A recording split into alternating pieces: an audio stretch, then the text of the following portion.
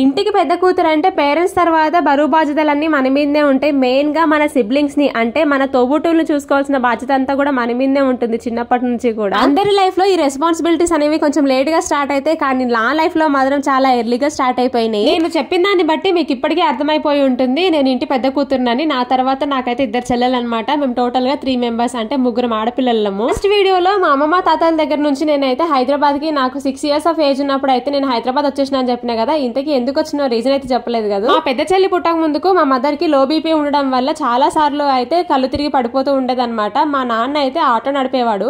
So పొద్దున్న వెళ్తే night ఎప్పుడో వచ్చేవారు కాబట్టి అసలు ఇంట్లో ఎలా ఉందో సిచ్యువేషన్ అది కూడా తెలిసేది కాదు. ఆ టైంలో అమ్మ దగ్గర ఎవరైనా ఉండడం మంచిది కాబట్టి నన్ను అయితే తీసుకొచ్చి పెట్టారనమాట. నేనే చిన్నపిల్లని నన్ను ఒకరు చూసుకోవాల్సిన ఏజ్ కానీ నేను మాత్రం మా అమ్మ దగ్గర ఉంటానని చెప్పేసి అని వచ్చాను అనమాట.